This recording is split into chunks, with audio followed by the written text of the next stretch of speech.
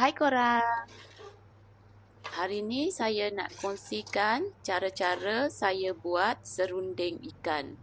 Boleh makan dengan nasi, boleh buat inti popia ataupun kari pap mini.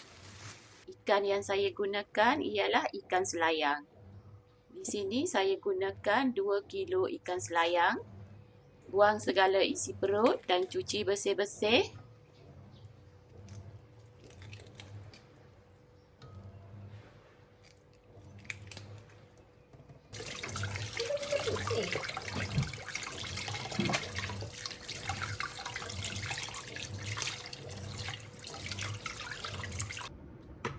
Kemudian kita nak rebus. Masukkan ke dalam periuk. Susun-susun sikit biar elok.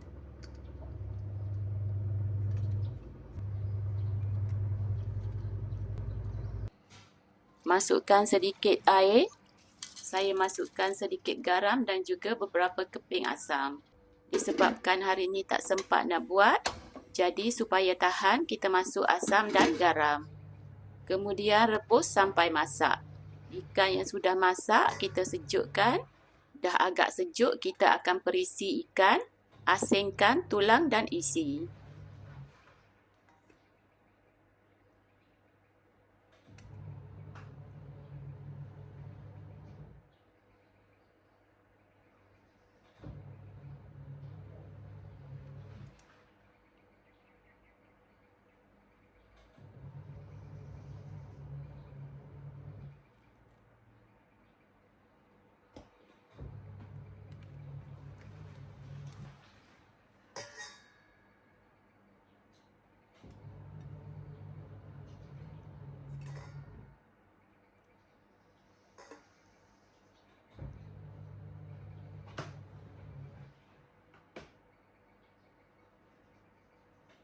Ini bahan-bahan yang akan kita kisar. 15 gram cili kering, 1 sudu besar ketumbar, 1 batang serai, 3 ulas bawang putih, seinci halia. 80 gram bawang merah. Masukkan sedikit air untuk kita kisar sehingga halus ke semua bahan. Seterusnya, masukkan isi ikan ke dalam kuali. Bahan-bahan yang kita kisar tadi, masukkan. Bahan kisar yang melekat dalam balang, goncang dengan sedikit air dan masukkan dalam kuali. 300 gram santan.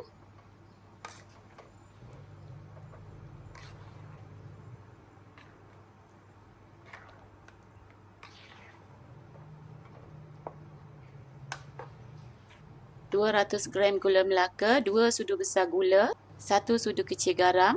Ikan yang kita rebus tadi sudah masukkan garam, jadi masukkan sedikit saja lagi. 3 keping asam. Kacau-kacau dan masak sehingga kesemua bahan menjadi kering dan berderai.